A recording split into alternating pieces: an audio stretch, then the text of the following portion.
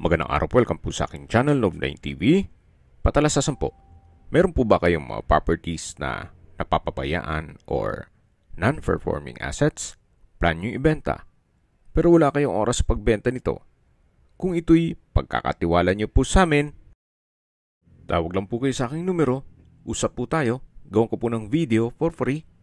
Yes, libre po, wala po kayong babayaran. Tutulungan pa namin kayong mabenta ang inyong property. Kami na po bala sa marketing, sa boosting or paid ads. Even sa tripping, hindi na po kayo mapapagod sa pag-entertain ng mga buyers. Kami na po bala sa lahat. Tawag lang po kayo. Nandito po tayo ngayon sa Royal Tagaytay Estate kung saan meron po tayong bagong video presentation. Isang residential property na 3-story house. Ito po yung may lot area na 355 square meters at corner lot. Ang bahay po ay may floor area na 450 square meters, more or less. Napakatahimik po ng lugar, sariwa ang hangin, at malamig po ang klima. Ito po yung nasa loob ng isang exclusive subdivision na kumpleto po ang amenities, gaya ng clubhouse, park and playground, swimming pool, basketball court, at marami pa pong iba. Meron din pong golf course at restaurant. Meron pong 24-hour security, kaya safe na safe ang pamilya nyo dito. Nakabakod na po buong property at ito po'y well-maintained. Actually, newly renovated. Kaya ito po'y ready for occupancy. Ang bahay po ay may 7 bedrooms, kasama na po ang maids at driver's room. Ang 5 bedrooms po ay meron pong individual full bathrooms. Sa basement, meron pong isang kwarto na may sariling toilet and bath. Then dito po sa first floor ay meron din pong isang kwarto with full bathroom. Then sa third floor ay meron pong 3 bedrooms with own full bathrooms. Ito po yung setback. Sa dulo po may grotto at yan naman po yung side view ng bahay. Matatanaw po natin yung garahe. Nakakasya ang dalawang sakyan. Yan po yung pedestrian gate. Diyan tayo pumasok kanina. At yan po yung main gate. Reason for selling? Well, may pagbabago lang sa mga plano nila Ma'am at Sir. Kaya binebenta na nila ito. Nasa Amerika po sila. At kung sakali man po ang interested buyer ay nandyan po, mas mapapabilis po ang inyong transaction. Pero kung sakali man po na dito lang naman din sa Pilipinas, ang buyer, wala pong problema, gawa ng may mga kamag-anak naman po sila dito. At pwede naman silang umuwi sa Pilipinas. So ito po yung main door na meron pong glass panel. Then dito po yung foyer. Naka-high ceiling. Then meron pong sliding door glass na pupunta po sa balkonahe. Na kung saan nadaanan na po yan ang camera kanina. Bago tayo pumasok. Uniform po ang tile flooring mula po dito hanggang sa kusina. Yan po yung papunta sa living area. Mamaya po ikutan natin yan. At kung sakali man po na meron po kayong PWD or senior citizen sa pamilya, itong kwarto na to ang para sa kanila. At pwede rin po itong gawing office. Kung sakaling meron po kayong work from home, meron pong customized window glass. Then matatanaw po yung garahe at main gate. Same design lang po nung tile flooring mula sa labas. Meron din po itong wardrobe. At may window type aircon. So ito po yung first bedroom. Ito po yung tinutukoy ko na wardrobe. Then yan po yung window type aircon. Pwede rin po itong gawing guest room. So, depende po sa magiging use nyo once na na-acquire nyo ito. Alabas na po tayo. Katabi lang po nito yung toilet and bath. Kompleto rin po ang bathroom fixtures, kaya itong hand wash basin, vanity mirror, water closet with bidet, tiled bathroom wall, tissue holder, meron pong shower enclosure, at overhead shower. From floor to ceiling din po ang tiled bathroom wall. Then meron din pong bathroom window with security grill. Napakalinis po, wala po kayong ipapagawa dito. Madalas po kasi sa mga buyer ay inuunang tinitignan ang banyo. So yan po yung common toilet and bath na katabi lang no first bedroom. Lipat na po tayo dito sa kabilang side. Yan naman po yung staircase at mamaya po aakyat tayo dyan. Then dito naman po yung living area o salas. Napakaaliwalas po. Meron pong mga customized window glass. Then double high ceiling na meron pong glass walls and window na nag-serve as natural sunlight at meron pong chandelier. Mula po dito sa living area, matatanaw natin yung formal kitchen at yung dining area. Yan po ang kagandahan pag open concept lang. Walang partitions, kaya maaliwalas. Hindi po masikip ang area. So yan po ulit yung dining area. Then may chandelier, high ceiling, at yan po yung sliding door glass na papunta naman dito sa balkonahe. Mula po dito sa balkonahe, yan po yung corner side ng property. Matatanaw natin yung main gate at pedestrian gate. Ito po yung concrete fence. At tunghayin nyo po itong side view nitong bahay na kung saan pulidong-pulido po ang pagkagawa. Maayos na maayos po siya. Literal pong lilipatan na lang kagad. Ang kulang na lang po dito, kayo at ang gamit nyo. Balik po ulit tayo dito sa loob. Ito po ulit yung living area. Then dito po yung dining area. At lipat na po tayo dito sa formal kitchen. Napakalaki po ng espasyo. Meron pong kitchen countertop, kitchen drawer and cabinet, kitchen window, kitchen sink and faucet. Meron pong space para sa gas range. May range hood na po. Dito naman po ay may wall-mounted kitchen cabinet. Hanggang dito po sa kabilang side. Dito naman po ay may access door na papunta dito sa itong window na yan ay may maliit na countertop. At meron pong sink and faucet. Kung busy talaga dun sa formal kitchen, may manghugasin, pwede pong gawin dito. Especially pag may mga okasyon at busy na sa area ng formal kitchen. Ito naman po yung hagdan na papunta naman sa basement. So naka-concrete staircase. Then meron pong glass blocks na nag-serve as natural sunlight dito sa staircase. At nandito na po tayo sa basement. Napakalaki po ng espasyo. Meron pong sliding window glass and door na may security grill. Then naka-tiled flooring na rin po. Maayos din ang pintura ng ceiling at wall. At meron din po siyang bar dito sa kabilang side. So pwede po itong gawing entertainment room. So depende po sa magiging purpose nyo.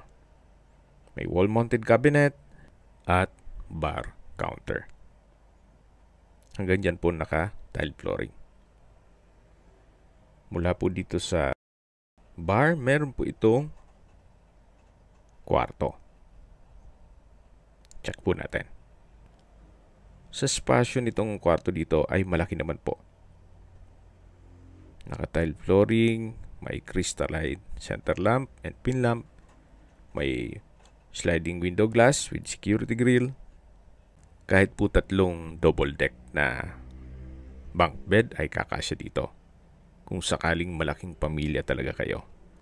Labas po tayo at matatanaw natin yung bar counter, then yung hagdan, at dito naman po yung toilet and bath.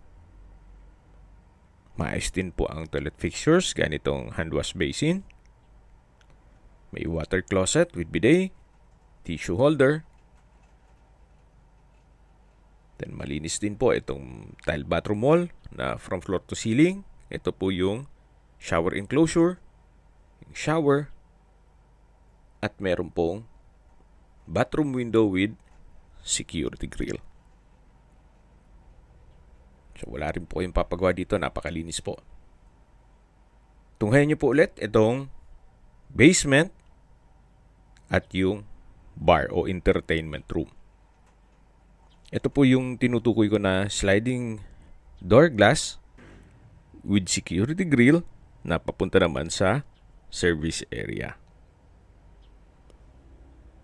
Ito po yung staircase. Sa likod dito ay may glass blocks. At malaking bagay po yan para hindi na gumamit ng kuryente. Kaya may natural sunlight.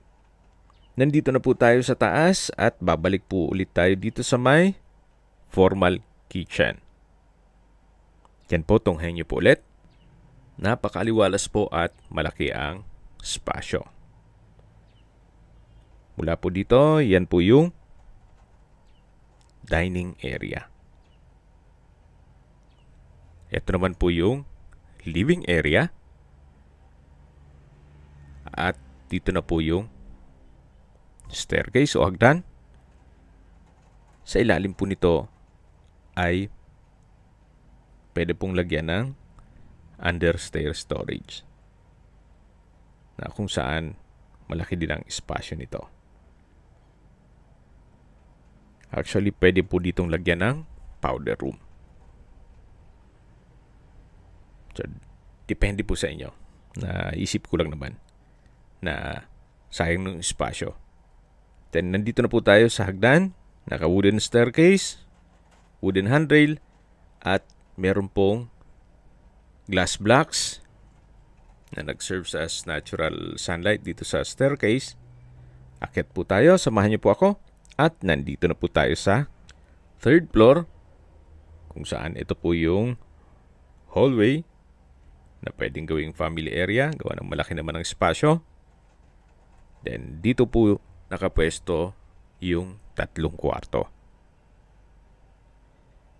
Ito naman po yung open below. May chandelier. At mula po dito matatanaw natin yung living area o salas. Then yung sliding glass door papunta sa balkonahe.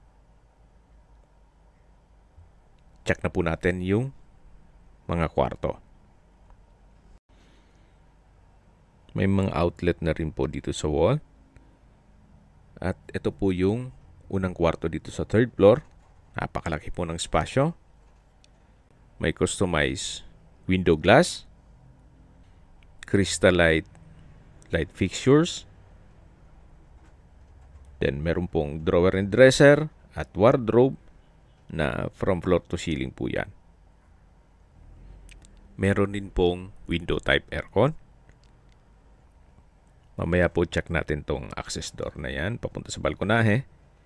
Check po natin itong toilet and bath.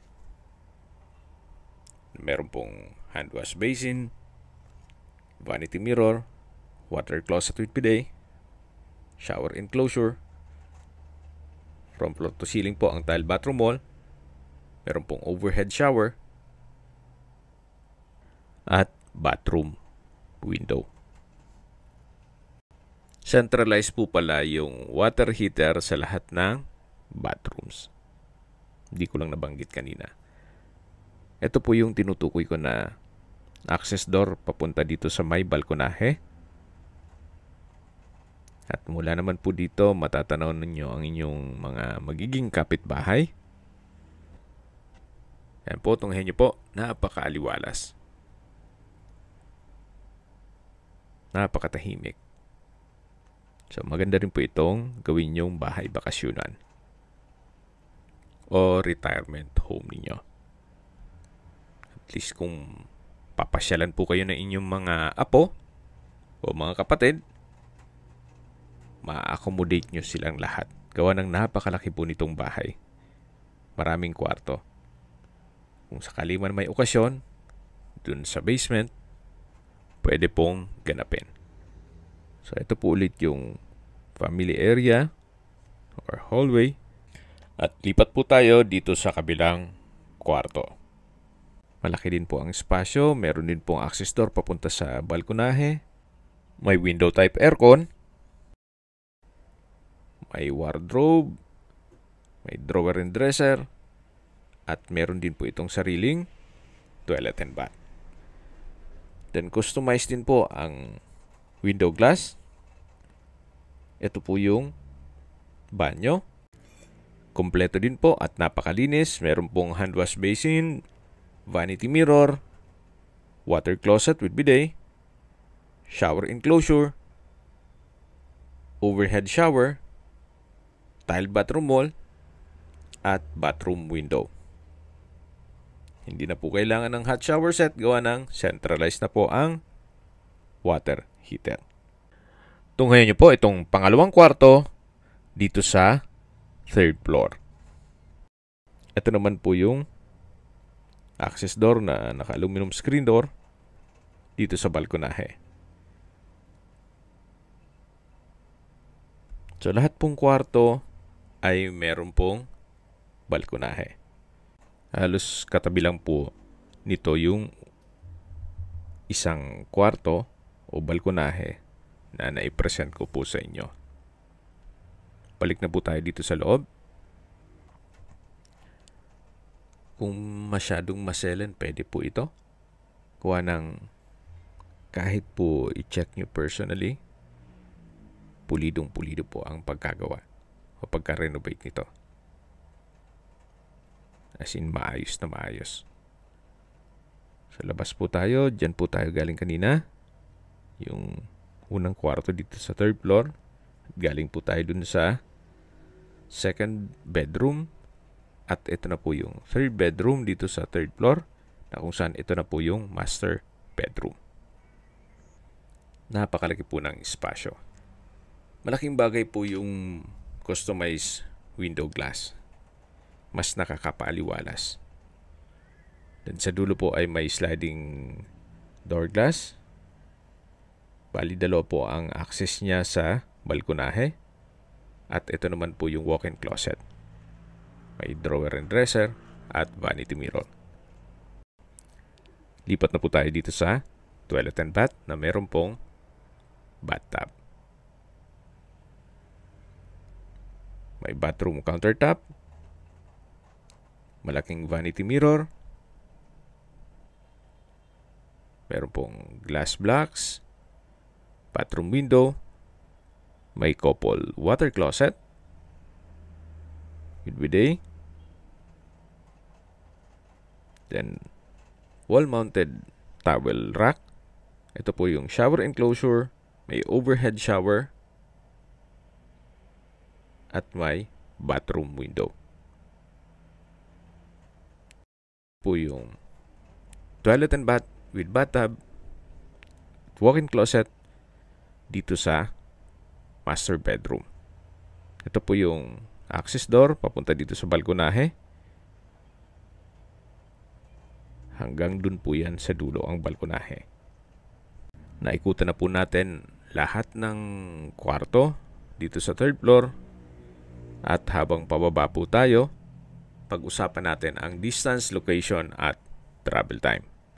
Ito pong subdivision, sa mga hindi po familiar dito sa Royal Tagaytay, ito po ay along Tagaytay-Nasugbu Highway, kaya accessible din po ito ng public transportation. Malapit po ito sa Twin Lakes, ang distance is 2 kilometers at ang travel time is 5 minutes. Mula naman po sa Mindes Crossing, ang distance is 8.4 kilometers at ang travel time is 18 minutes. Mula naman po sa Tagaytay Rotonda, ang distance is 13.4 kilometers at ang travel time is 30 minutes. Mula naman po sa Calax, Silang Interchange, ang distance is 23.3 kilometers at ang travel time is 1 hour and 15 minutes. Ang Calax po ay connecting South Luzon Expressway, Skyway all the way to North Luzon Expressway at ibang parte ng Metro Manila. Mula naman po sa Manila o sa airport, ang distance is 68.9 kilometers at ang travel time is 2 hours and 15 minutes. Sa mga nag-skip po ng video, recap lang po. Ito pong property ay nasa Royal Tagaytay Estate. May lot area po ito na 355 square meters at may floor area na 450 square meters. Ito po'y titulado, buhay po ang may-ari, kaya wala po kayong maging problema sa documentation o sa transfer ng title. Ang subdivision po ay kumpleto po ang amenities. Meron pong clubhouse, swimming pool, park and playground, golf course, restaurant, at marami pa pong iba. Meron din pong 24 hours security. Ito po yung nasa mataas na lugar. Ang estimated elevation above sea level ay 1,939 feet. Kaya flood-free area. Well, all nyo naman na wala pong baha dito sa Tagaytay. At binebenta po ito ni owner sa halagang 35.8 million pesos net. Ibig pong sabihin, si buyer na po ang sasagot sa lahat ng taxes at expenses with regard to documentation. Ito po yung hagdan na papunta sa service area, pero bago po tayo bumaba, tunghayan niyo po ito. Side view nitong bahay. Lahat ng corner po ay detalyado, maayos na maayos. At bababa na po tayo. Yan po yung concrete fence. Paikot na po yan. At meron pong pocket garden. Ito naman po yung service area o dirty kitchen. At ito po yung driver's room. Maayos din po ang pintura ng ceiling at wall. Then may outlet at may window glass. High ceiling din po siya. Dito naman po yung pressurized water tank. In case ng water shortage, may backup. Then dito po yung service area na may tiled countertop. Ito naman po yung toilet and bath na may hand wash basin, water closet, at ito po yung naka-tile bathroom wall. Katabi lang po nito yung maid's room. So maayos din po ang pintura ng ceiling at wall. At meron din pong sariling window glass. Ito po yung overhead tank. At ito po yung setback. Paikot na to sa harapan ng bahay. Then matatanong natin yung grotto. Ito po yung sliding door glass na papunta naman sa entertainment room o bar. Then ito po yung window glass naman dun sa kwarto. Ito po yung grotto. Kung sakali man po na interesado po kayo dito sa property, pwede naman po tayo mag-counter offer sa asking price ni owner na 35.8 million pesos net. Yan po yung balkonahe at sa taas yung mga kwarto. At dito naman po yung corner side ng property. Kung gusto yung magpaset ng tripping, medyo mag-schedule tayo ahead of time para ma-inform ni owner yung kanyang kapatid dito sa Pilipinas at ma-assist po tayo. Kung may mga katanungan po kayo, tawag lang po kayo sa aking numero. At sa mga kababayan naman natin na sa ibang bansa, Meron po akong WhatsApp, Viber, at Telegram. Same number lang po, 0917-316-3399. Sa mga nagtatanong naman po ng aming Facebook, meron po aming Facebook page na Nov9TV at Facebook Reel Video. Meron din pong TikTok at Instagram. May ibang YouTube channel po kami, the Nov9TV channel, Nov9TV Listings, Nov9TV On The Spot, Nov9TV Updates, at Nov9TV House Rental. Sana po naibigyan nyo ang video presentation. Paki-like and subscribe na lang po sa aking channel para ma-update din po kayo sa aking future listings. Kung sakali po hanap nyo yung mas malaking sukat ng lupa, meron din po kami ibang listings na pwede nyong pagpilian. Huwag po kayong mag-atubiling tumawag sa amin. Then, let us know your budget para malaman namin kung anong property pwede naming ilog sa inyo. Sa lahat pong viewers, subscriber at nagtiwala po sa amin, salamat po sa suporta. Ingat po kayo lagi at yung pamilya. Maraming salamat po.